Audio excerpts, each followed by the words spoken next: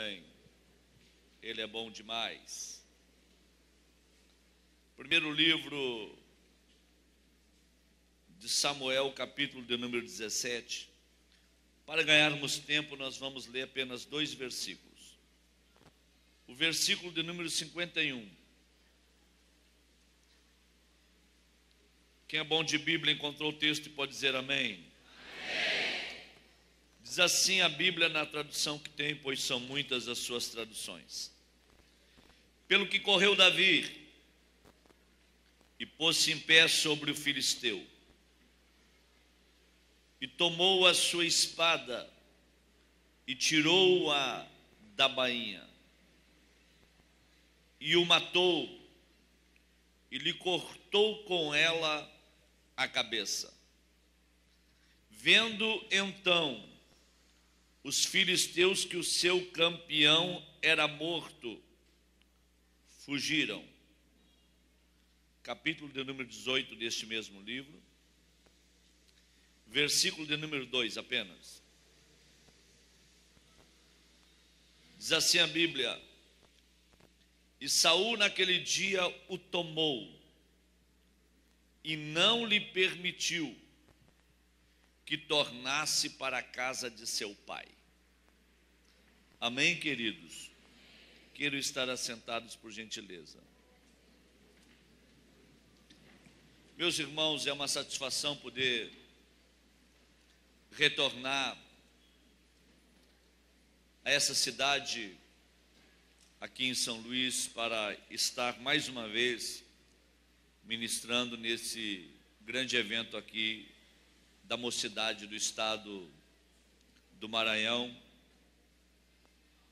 a convite do pastor Cícero, que lidera esse trabalho juntamente com toda a diretoria da mocidade desse estado e desta capital, sob o comando do nosso amigo pastor Marildo, que dirige o grande trabalho, não somente no Tocantins, como aqui no Maranhão. Meus irmãos, nós viemos de um período de pandemia, e o último congresso que eu ministrei antes de entrar na pandemia foi um congresso de missões lá em Palmas, juntamente com o senhor. E sem ter uma noção do que estava por vir e o que estava por acontecer, no congresso de missões de Palmas eu falei para os irmãos que o vírus ele não pegaria crentes cheios do Espírito Santo. Mas eu estava totalmente equivocado. Muitos irmãos nossos, amigos, cheios da glória de Deus, homens tementes, que andavam debaixo da presença de Deus, nos deixaram. Por exemplo, eu no meu estado do Rio Grande do Sul, eu perdi os meus 3 melhores amigos. Pastor Caio César morreu em janeiro, pastor Alcimar morreu em março, pastor Mauri morreu em maio do ano que se passou. As pessoas mais próximas que eu tinha no meu convívio e que viviam ao meu lado. A minha maior preocupação nesse período pós-pandemia é com o rumo que nós devemos tomar. Porque se nós não sair mais crentes, se nós não sair mais fervorosos, se nós não sair com o coração mudado e transformado de todo esse período pandêmico, melhor para nós seria ter morrido entre tantos outros que foram à nossa frente. Nós como igreja, nós como homens, como mulheres de Deus, como servos do Senhor, temos que procurar entender qual é que é a boa, agradável e desejável vontade de Deus. Fato é e verdade é que a Bíblia diz que Deus não faria coisa alguma sem antes comunicar com seus servos, os profetas. Mas no exemplo do que falo, Deus tirou os meus 3 melhores amigos e não me comunicou nada. Mas eu passo a entender que nada acontece debaixo do sol na terra sem que haja uma permissão do alto. E diante da vontade de Deus nós nos curvamos e aceitamos as propostas do céu. A Bíblia nos mostra tantos acontecimentos que se deram, e sob esses acontecimentos as nações tomaram novos rumos. Se eu perguntar para vocês quantos de vocês querem receber poder de Deus nesta noite, todos irão levantar as suas mãos, sem dúvida. Porque nós, como bons assembleanos que somos, nós somos peritos no receber, mas nós somos péssimos no repartir. Quando se fala em receber, nós sempre estamos prontos. Agora, quando se fala em repartir, aí nós temos uma dificuldade extrema. E o sábio Salomão, escrevendo ao Eclesiastes, ele disse o seguinte: de tudo aquilo que nós temos recebido, Deus nos deu poder e autoridade para repartir com 7 até com 8. Se Deus nos deu essa autoridade para nós repartir, nós temos que entender que tudo aquilo que nós recebemos, um dia, nós iremos prestar conta diante de Deus. Porque diz a Bíblia que aquele que muito lhe é dado, muito lhe será cobrado. Jesus, antes da crucificação, ele fez 2 apelos universais. Primeiro apelo, ele falou: vinde a mim todos vós que estáis cansados e sobrecarregados, e eu vos aliviarei. Primeiro apelo universal: vinde a mim. Segundo apelo universal de Jesus foi quando ele, passando pela beira do mar da Galileia, ele vendo os pescadores, e entre eles Pedro e João, e ele fala para aqueles pescadores: vinde após mim, eu vos farei pescadores de homens. Vinde a mim, vinde após mim. 2 apelos universais antes da crucificação. Depois da crucificação, Jesus fez 4 grandes apelos. Ele falou para os discípulos: vinde, ficai na cidade até que do alto vocês sejam revestidos de poder. Uma vez recebendo esse poder, vocês passarão a ser minhas testemunhas, tanto em Jerusalém como em toda a Judéia, Samaria e até os confins da terra. Antes da crucificação, 2 apelos universais. Depois da crucificação, 4 grandes apelos: vinde, ficai, ide e anunciai. Quando ele faz esses apelos, ele está mostrando por que ele está mandando poder sobre o seu povo. Mas recebereis poder ao descer sobre vós o Espírito Santo, e ser-me-eis minhas testemunhas, tanto em Jerusalém como em toda a Judéia, Samaria e até os confins da terra. Tanto como, essa palavra tem que ser valorizada, tanto como eu estou recebendo poder, não é para ficar sentado no sofá da sala da minha casa com o smartphone na mão, vivendo um mundo virtual, estando totalmente alienado àquilo que está acontecendo à minha volta. Jesus, numa oportunidade, ele entra numa sinagoga lá em Nazaré e ele fala o seguinte: o Espírito do Senhor está sobre mim pelo que ele me ungiu para. O Espírito do Senhor está sobre mim pelo que ele me ungiu para. Eu não fui ungido para ficar sentado em uma sinagoga lendo o livro da lei todos os dias de sábado. Não. O Espírito do Senhor está sobre mim pelo que ele me ungiu para evangelizar pobre, para abrir a vista aos cegos, para limpar os leprosos, para anunciar o evangelho do reino, para.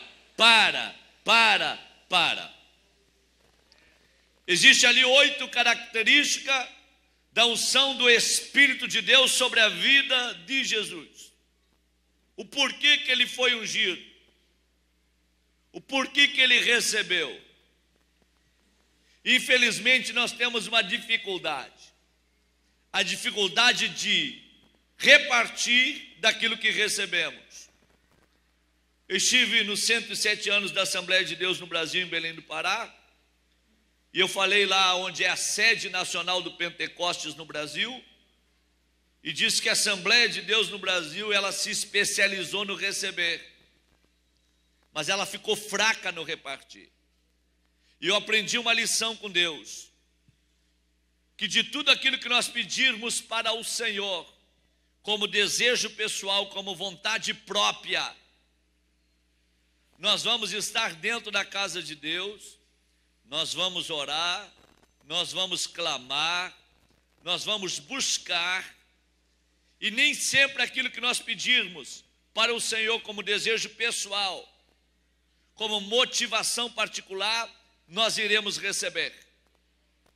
Tem pessoas que nascem, crescem, morrem na igreja e não conseguem cumprir com os desejos do seu próprio coração, porque viveram uma vida toda da sua caminhada de fé entre nós, buscando daquilo que é de interesse próprio. Mas se nessa noite Deus me ajudar a mudar esse conceito, eu entrar dentro da tua alma, colocar um sentimento diferente do céu, para que você venha se especializar no repartir, você pode ter certeza que acontecerá uma revolução espiritual a partir de hoje na tua vida. Eu vou te explicar o porquê. Diz a Bíblia que o apóstolo Paulo, quando ele pedia para os céus, no interesse de repartir daquilo que ele recebia, diz a Bíblia que até os lenços e aventais do apóstolo Paulo levados aos enfermos, eles eram curados de toda sorte de enfermidade. Isso era Paulo pedindo para repartir. Aonde ele não podia chegar, seus lenços e aventais chegando, os enfermos eram curados. Isso era Paulo pedindo para repartir. Quem pede para repartir, recebe na hora. Quem pede como desejo pessoal, particular, individual, entra na fila e nem sempre recebe. Quando Paulo pedia para repartir com os outros, até lenços e aventais dele eram usados para curar os enfermos. Agora quer ver o que quer pedir como desejo pessoal e particular? Paulo tem um espinho na carne, e ele chega diante de Deus e fala: agora não é para os outros, agora é para mim. Eu estou com um espinho na minha carne, eu quero que tu me cure. E o apóstolo ora 3 vezes ao Deus que fez os céus e a terra. Ele ficou curado? Não. O Senhor olhou do céu e falou: Paulo, quando tu pede para repartir com os outros, até lenços e aventais operam milagres. Agora, quando tu pediu para você mesmo, eu não vou te dar. A minha graça te basta, porque o meu poder se aperfeiçoa na tua fraqueza. Quando tu está fraco, é que tu está forte. Quer ver o que quer pedir para repartir? O Filho de Deus, Jesus, chega na frente da tumba de Lázaro e fala: Pai, graças te dou porque tu sempre me ouves. E porque tu sempre me ouves, a ti te digo, Lázaro, saia para fora. Jesus pedindo para repartir. O morto de 4 dias sai da tumba para fora e o milagre acontece. Isso é o Filho de Deus, Jesus, pedindo ao Pai para repartir. Agora, quando ele quer algo pessoal, particular, para a sua vida individual, ele entra dentro do jardim do Getsêmani e ele fala: Pai, agora não é para os outros, agora é para mim. Se possível, afasta de mim esse cálice. O Pai afastou?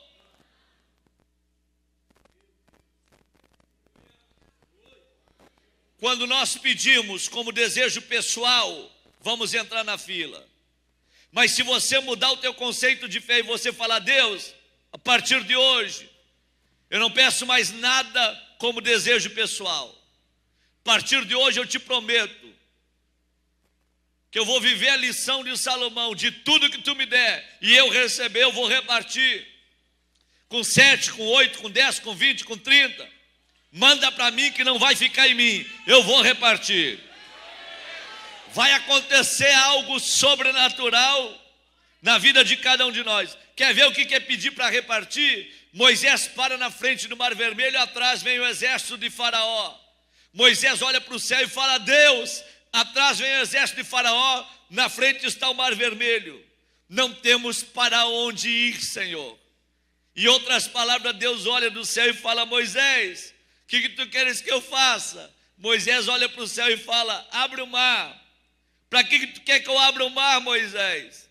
Em outras palavras, Moisés fala para Deus: para o teu povo passar. Se Moisés fala para Deus: abre o mar, eu vou salvar minha pele, eu vou sair dessa.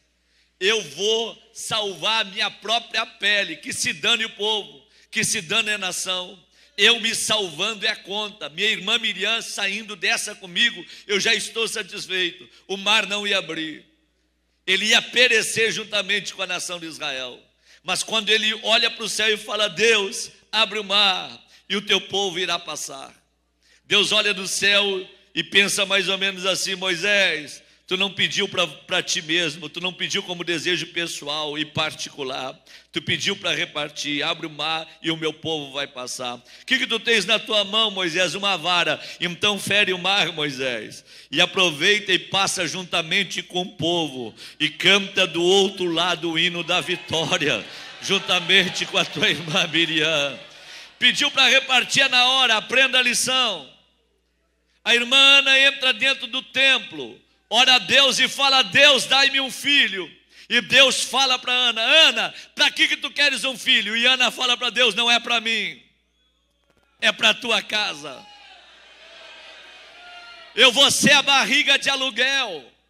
O sacerdote vive da cadeira para o travesseiro. Seus filhos são indisciplinados e prostituem a porta da tenda da congregação. A lâmpada está se apagando. Tua palavra é rara, as visões não são frequentes. Não tem mais profeta, não tem mais liderança, não tem ninguém que ouça mais a tua voz. Coloca um filho aqui dentro, e esse filho não é meu. Eu entrego dentro da tua casa, para que se levante profeta, sacerdote e juiz. Deus olha do céu e fala o quê? Ana pediu para repartir na hora. Daqui a um ano vai dar à luz a um filho, se chamará Samuel, e nenhuma palavra que saia da boca dele eu deixarei cair por terra. Quer ver o que é pedir para repartir? Centurião de Cafarnaum chega para Jesus e fala: não é para mim, é para o meu criado que ficou, hein? Basta uma palavra tua. E ele, não eu, ele. Eu não estou pedindo para mim. Ele. Não é desejo pessoal, não é nada particular. É um funcionário que eu tenho, está em casa. Eu não vim buscar para mim, eu vim pedir para repartir.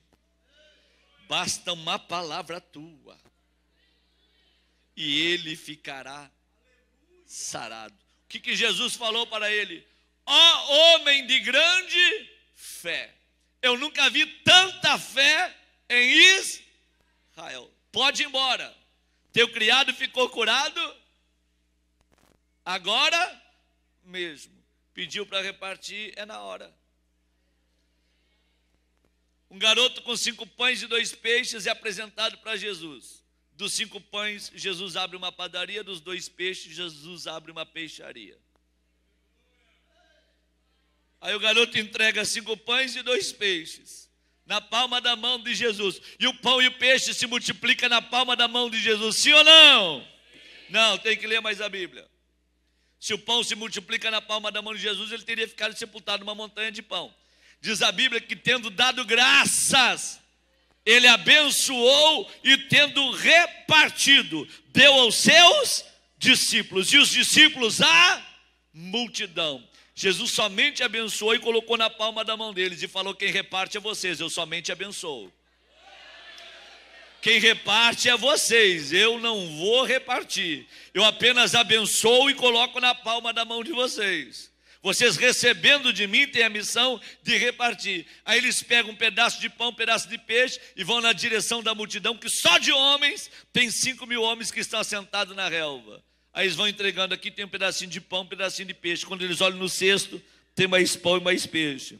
Eles vão entregando: aqui tem pão, tem peixe. Quando eles olham, tem mais pão e mais peixe.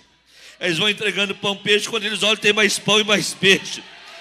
E eles vão entregando pão, peixe, pão, peixe, pão, peixe, pão, peixe. Quando eles olham, tem mais pão e mais peixe. Aí eles vão entregando. É pão, peixe, pão, peixe, pão, peixe, pão, peixe, pão, peixe. Quando eles olham, tem mais pão e mais peixe. E vão entregando. Quando eles voltam para Jesus, Jesus pergunta para eles: faltou alguma coisa? E eles falam: não faltou nada.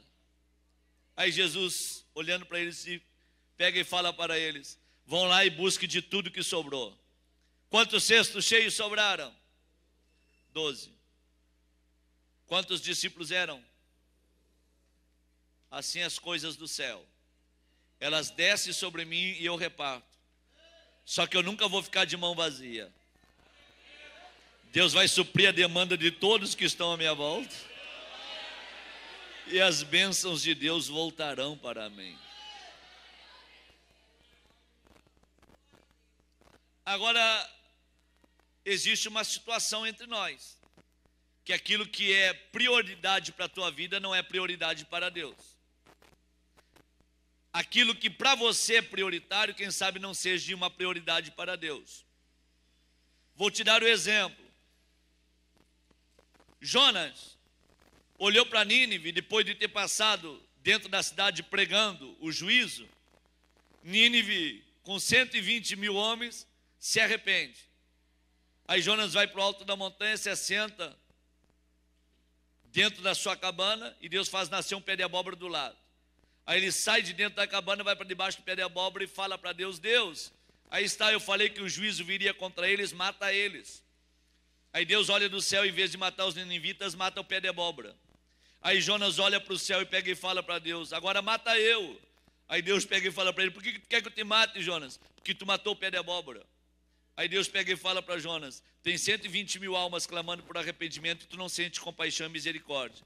Agora um pé de abóbora que tu não plantou, que tu não colocou aí, que tu não deu crescimento, tu sente compaixão. Então tem alguma coisa errada entre a tua prioridade e a minha prioridade. Para você um pé de abóbora vale mais do que 120 mil almas que estão clamando por arrependimento. Então existe algo que entre nós não está batendo. É como o filho mais velho da casa do pai, quando o pródigo voltou. Quando o pródigo voltou, o filho mais velho da casa do pai falou para o pai: vindo esse teu filho que gastou os teus bens com as meretrizes, para ele tu mataste o bezerro cevado, mas para mim tu não me deste um cabrito para mim comer com os meus amigos. Na mente dele, a alma do irmão dele valia menos que um cabrito. É como lá em Gadara. Jesus, depois de passar pela tempestade e pelo vento, no meio do mar da Galileia, ele chega lá em Gadara, para mandar uma legião de demônios sair de um homem que vivia entre os sepulcros, e ele autoriza 2.000 porcos caírem e precipitarem-se no meio do mar. Se esse fato acontecesse nos dias de hoje, a turma do meio ambiente ia prender Jesus. Mas ele autoriza 2.000 porcos a entrarem para dentro do mar. Porque entre a alma de um ser humano e 2.000 porcos, para Jesus o que vale mais é a alma do ser humano. Aí diz a Bíblia que os porqueiros, vendo isso, expulsaram Jesus da cidade. Porque na mente deles, a alma do gadareno valia menos do que 2.000 porcos. Tem pessoas que estão me ouvindo aqui nesta noite, que as suas prioridades não são as prioridades de Jesus. Aquilo que para ti é prioridade, para Jesus, quem sabe, não seja prioridade. Eu estava pregando no estado de Santa Catarina e vi um casal de missionários louvando a Deus, 2 jovens recém-casados. E quando eu vi eles louvando a Deus, eu senti uma alegria do céu. Eu falando com eles, falei assim: e aí, como é que está a caminhada de fé? Eles falaram assim: olha, maravilha, vendo o céu aberto, a glória de Deus. Quando eles terminaram de cantar naquele entusiasmo do congresso, veio 2 veteranos que foram convidados para louvar a Deus e louvaram, e o céu desceu. Eu fiz uma comparação entre os mais veteranos e os mais jovens. Os mais jovens não têm aquela antivisão de enxergar o que vai acontecer lá na frente, mas os mais veteranos, e eu vi que a irmã cantou e se quebrantou no altar. E Deus me mostrou que ela estava passando uma certa dificuldade. Quando terminou o culto, eu falei: minha irmã, você está passando alguma dificuldade, alguma adversidade na sua vida? Ela falou: pastor, estou há 15 dias longe de casa, deixei uma cesta básica para minha família, e antes de ontem eu liguei e os meus 4 filhos me disseram que terminou tudo que nós deixamos. e nós temos mais 5 dias para ficar longe de casa. Eu estou muito preocupada com os meus filhos. Eu tenho 2 filhos e 2 meninas, e a minha filha falou para mim que acabou todo o sustento, e nós estamos doidos para voltar e temos que ficar no congresso. Eu falei, e o pastor vai abençoar vocês? Ele falou, o pastor acertou a venda de 50 DVDs e não vai nos dar nenhuma oferta. Eu falei, não, mas fica tranquilo, esse homem tem o sentimento do céu, vou falar com ele para ele abençoar vocês aí com uma oferta. Aí fui e falei com o pastor foi muito truculento comigo, ele disse, olha, o que é combinado não fica caro. Eu tratei a venda de 50 CD, mais do que isso eu não posso fazer, e eu estou liberando eles. Quando foi no domingo à tarde, o pastor me levou no sítio dele, para me dar uma passeada, um sítio luxuoso, com piscina, com tudo do bom e do melhor. E aí quando eu cheguei lá no sítio dele, o pastor e a esposa me levaram lá num galinheiro, que eles tinham uns frangos de raça, pareciam uns perus, uns frangos grandes. Eu na frente do galinheiro me lembrei que a irmã tinha me falado que ela tinha deixado uns frangos em casa para os filhos comer, e até os frangos tinha terminado. Aí eu falei, pastor, estou sentindo um negócio do céu aqui. E o pastor achou que era uma profecia para ele, colou com a esposa abraçado e falou, pode entregar, pastor, nós estamos aqui para ouvir. Eu falei, pastor, estou sentindo que o senhor tem que matar esses seus frangos tudo aí, limpar bem limpinho, e dar de presente para o casal de missionário que está louvando a Deus lá na igreja lá. Aí a esposa do pastor falou, pois é, pastor, mas Deus falou com o senhor, mas não falou com nós. Eu falei, mas é assim, minha irmã, é assim que acontece. De repente o que é prioridade para mim não seja prioridade para os irmãos, mas tranquilo. Entre nós e o céu, às vezes existe algumas diferenças, mas fiquem em paz. À noite fui pregar no encerramento, eu falei, irmãos, tem gente que tem dificuldade para repartir. Tem gente que ama pé de abóbora, ama cabrito, ama porco. Mas a paixão aqui nesse campo é por frango, irmãos. Eu larguei a indireta e fiquei aguardando o barulho para ver o que ia dar.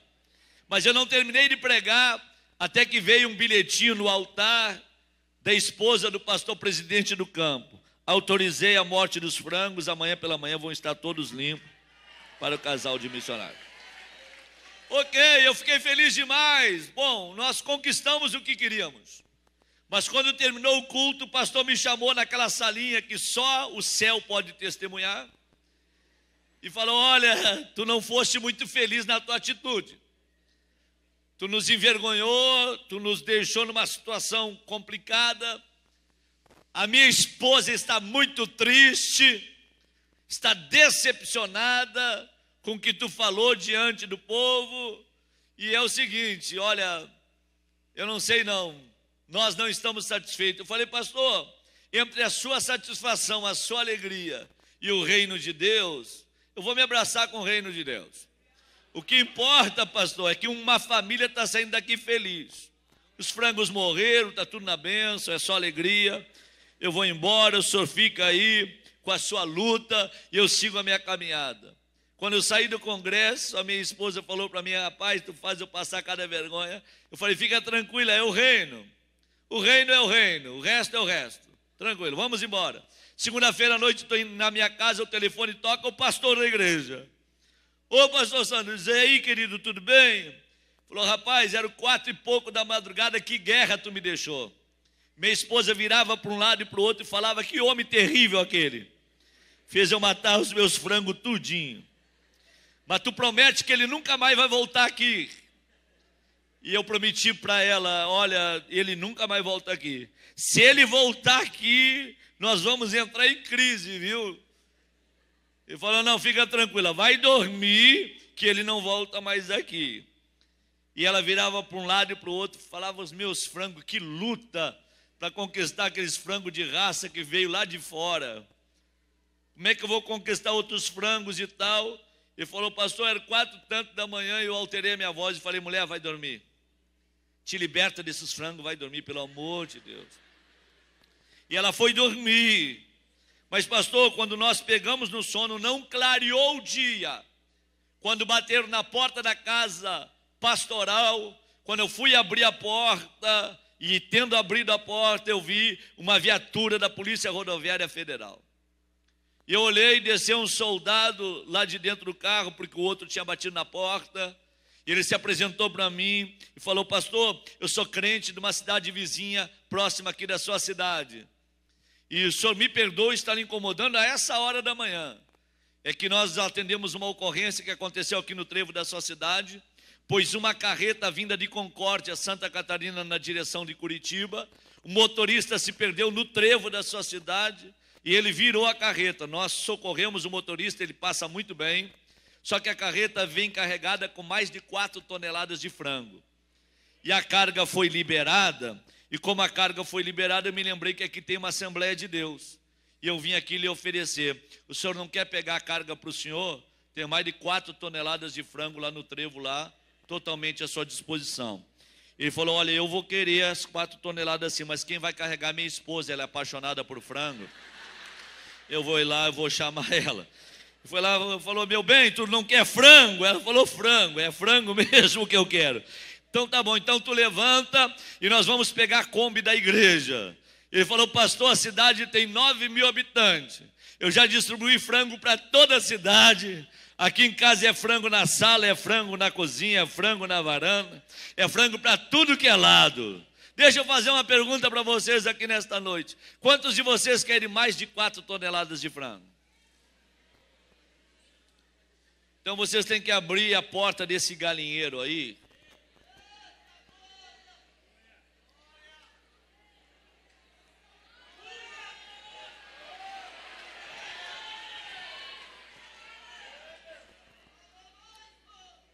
E pegar daquilo que Deus já tem dado para vocês e começar a repartir.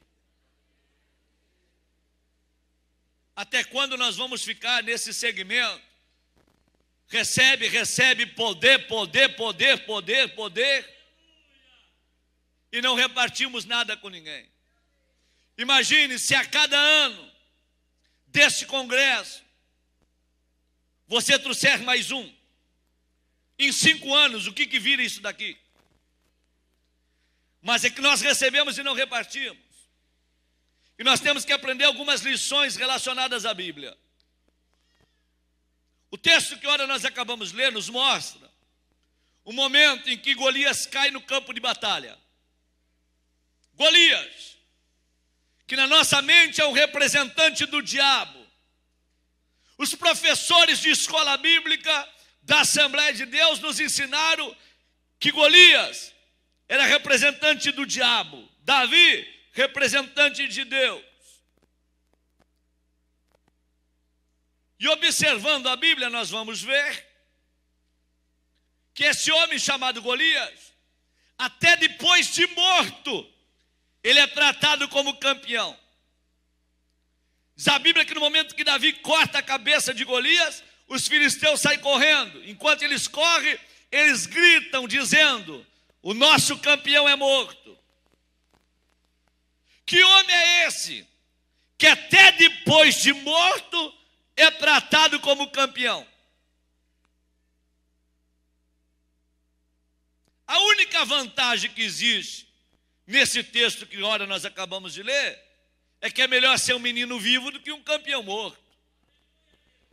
Davi é um menino e está vivo.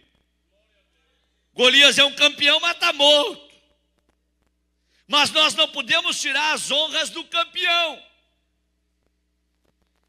E observando a Bíblia, rapidamente, eu vou mais deixar o esboço do que pregar, mas eu chamo a atenção de vocês aqui para esse fato.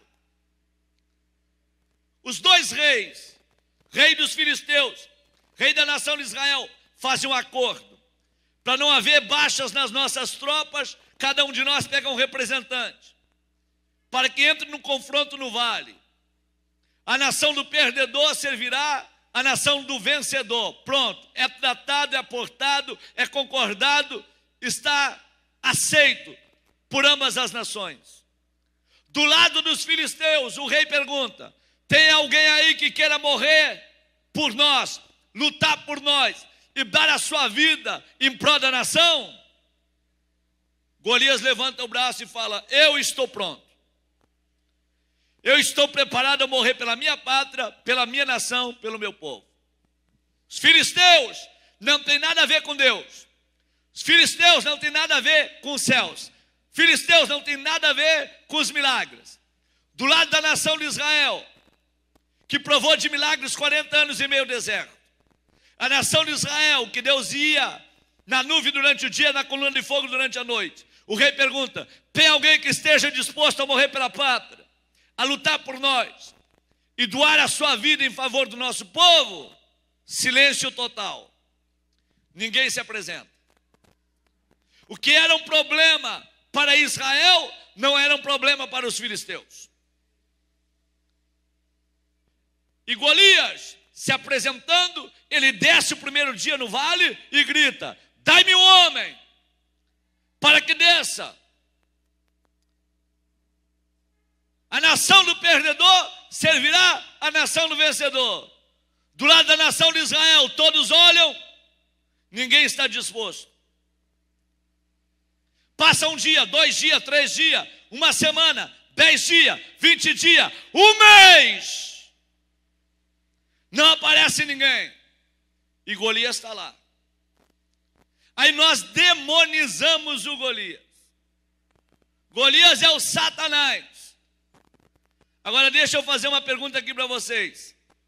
Ser patriota é pecado? Querer morrer pela pátria é pecado? Dar a vida pelo seu povo é pecado? Então Golias não era esse demônio. O que Golias tinha, nós não temos. Esse senso de patriotismo. Eu já preguei o evangelho em 31 países do mundo.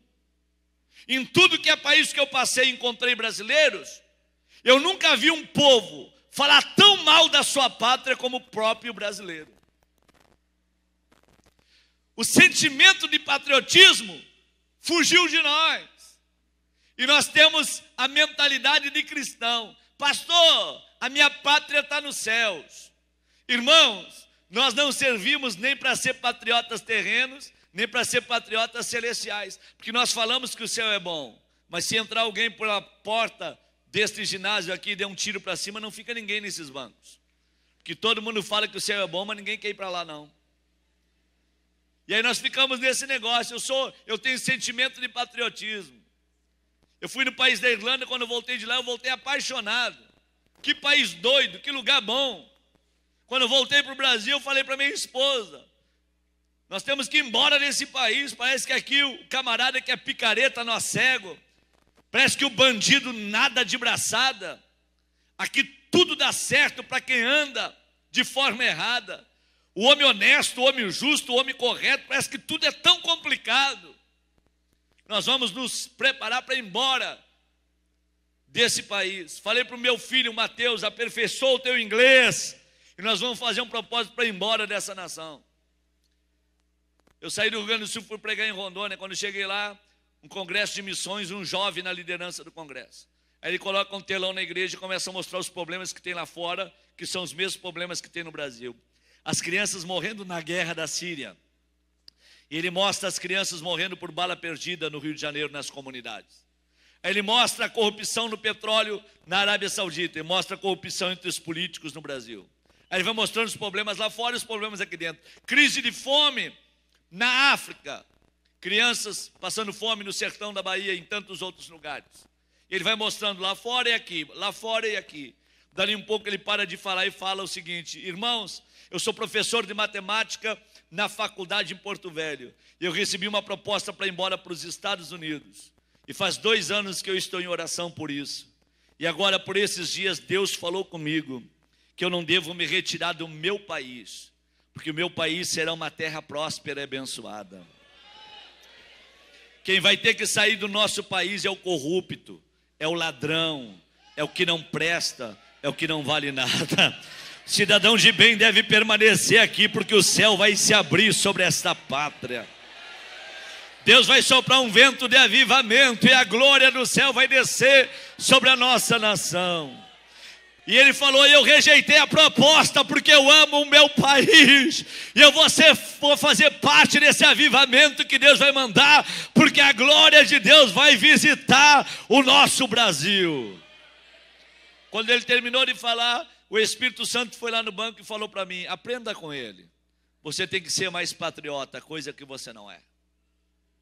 E eu voltei para o meu estado, falei para minha esposa e para o meu filho: pode cancelar tudo, nós não vamos mais embora daqui não. nós vamos ficar aqui para ver a promessa sendo cumprida sobre cada um de nós. Com isso eu quero mostrar para vocês que Golias não era esse demônio não. Golias, ele era um homem patriota, queria morrer pelo seu povo e dar a vida pela sua nação. Então Golias não era esse demônio. Sabe quem era Golias? Golias, ele era um homem com propósito de vida.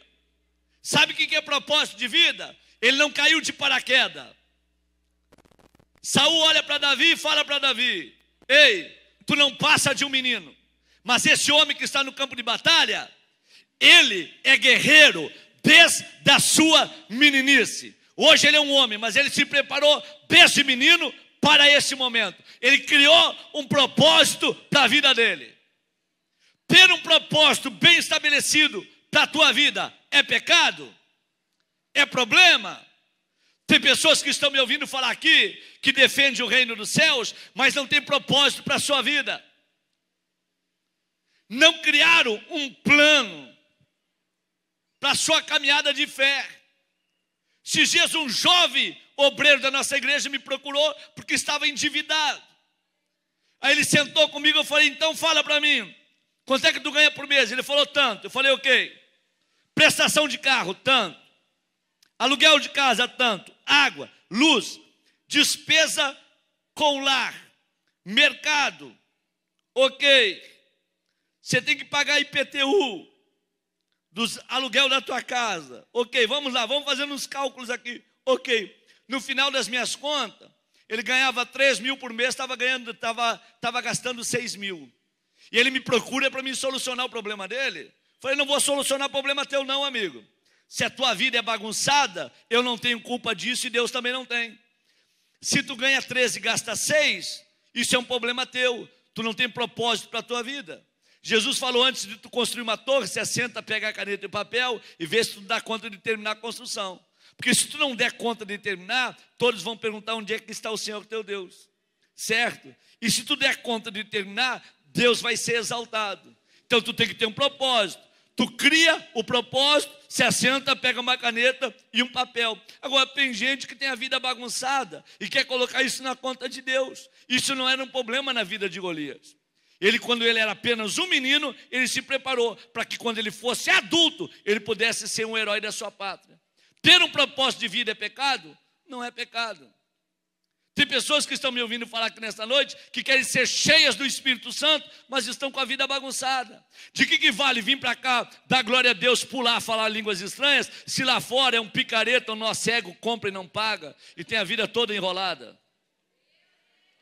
Então é melhor você ser menos fervoroso aqui dentro e ter um bom testemunho lá fora, do que ser todo fervoroso aqui dentro e lá fora está com a vida toda bagunçada. Então cria um propósito para a tua vida a partir de hoje.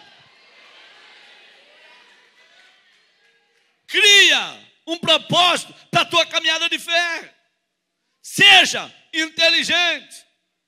Se assenta, faça cálculo. Vê o que dá para fazer, vê o que não dá para fazer. Porque em tudo na tua vida Deus tem que ser glorificado. Tem gente que vem aqui para dentro, dá glória a Deus, pula, salta, fala línguas estranhas, mas se passar no meio de um carnavalzinho, ele não aguenta sem dar uma sambadinha, não resiste sem tomar uma cervejinha, não resiste sem tomar um vinhozinho. Fica 11 meses dentro da igreja, no mês de férias ele vai para a beira da praia, no fio dental, na sunguinha, e diz que é crente da Assembleia de Deus, e vai tomar cervejinha lá à vontade, como se Deus não lhe acompanhasse no seu período de férias. Porque a vida é bagunçada, não tem vida regrada diante da presença do eterno Deus. Mas nesta noite vamos aprender com Golias, que tinha um propósito para a sua vida, bem estabelecido e bem definido. Quer saber quem era Golias? Golias era um homem perseverante. Escute, perseverante. Quantos dias ele desceu no vale? 40. Se eu sou ele, eu desço 5 e não volto mais no vale. Eu ia falar para a nação dos filisteus: do outro lado só tem medroso, covarde, pessoas que não são patriotas, que não querem morrer pelo seu povo, que não são guerreiros, que não têm propósito para a vida deles. Não, Golias não. Ele desceu no vale e falou: enquanto não resolver esse problema, não sai desse vale. É um problema que está relacionado à minha nação. Enquanto eu não colocar as coisas no lugar, eu não saio desse vale. Um homem perseverante. Tem pessoas que estão me ouvindo falar aqui nessa noite, principalmente jovens, que são jovens carrinhos de mão. Se não for empurrado pelos pais, não fazem nada. Se não for empurrado pelos outros, não chego a lugar nenhum. Esses dias eu estava numa igreja no estado do Goiás, e um jovem estava rindo com outro jovem. Ei, é tão interessante o jeito que a minha mãe usa o telefone. Aí o outro falou: sabe como é que ela usa? Ele falou assim: olha, ela pega o telefone e fica com o dedo assim, ó. Aí o outro falou: pois é, não tem a prática, nós pegamos os 2 dedinhos aqui, ó, computador.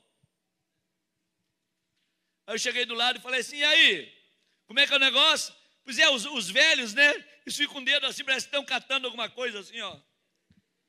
A gente está voando, né? Aí eu cheguei do lado e falei para eles: vem cá, e quem é que paga a conta? É a turma do dedinho? Ou é a turma dos...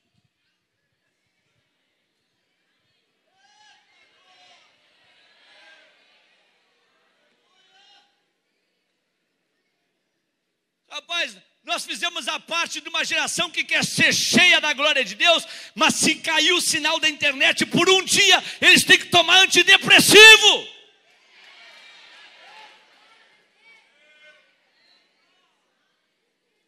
Nós queremos ser cheios da glória de Deus. A disciplina que nós recebíamos, que era a vara chinelada, que nos colocou no caminho, a disciplina de vocês hoje é me dar o iPhone para cá. Quantos dias vai ser, pai? Olha, vai ser uma semana, quase morre. Tem que ser internado. Eu tirei o iPhone do meu filho 6 meses. Tive que tratar dele com psicólogo. Uma geração que não persevera, mas quer a glória de Deus, quer a glória dos céus. Golias olhou e falou: se eu não resolver essa situação, eu não vou sair daqui. Eu vou até o fim, 1 dia, 2 dias, 30 dias, 40 dias. Ele estava lá, trombeteiro, tocava trombeta, ele estava pronto. Estou pronto e vou descer para o campo de batalha. Sabe o que é isso? Um homem perseverante. O céu não é tomado com conversa fiada. O céu só chega lá quem perseverar. Marcos 13:13 diz que aquele que perseverar até o fim, esse será salvo. O céu você não vai conquistar de qualquer jeito, não. Você vai conquistar ele perseverando, indo em frente. Não dá para ir de pé, vai de joelho. Não dá para ir de joelho, vai rastejando. Mas você vai conseguir chegar lá. A qualquer preço, você tem que chegar lá. Sabe quem é Golias? Golias é um homem que tem uma vida sob disciplina. Disciplina. Eu estava em Goiânia pregando na Catedral da Assembleia de Deus. Sara Farias cantou. Quando encerrou o congresso, saí na porta da igreja, um rapaz falou: pastor, ele acompanha 15 anos pregando no estado do Goiás. Qual é o segredo? Falei: segredo de quê? De guardar um bom testemunho, de andar, de ser fiel, ser marido de uma esposa, ter uma família sob disciplina, andando nos caminhos. Eu falei: então tu falou tudo. O segredo de tudo é disciplina. Quando o trombeteiro tocava a trombeta e tinha que descer para o vale, Golias estava pronto. Ele tinha proteção para a planta do seu pé, proteção para o joelho, proteção para o ombro.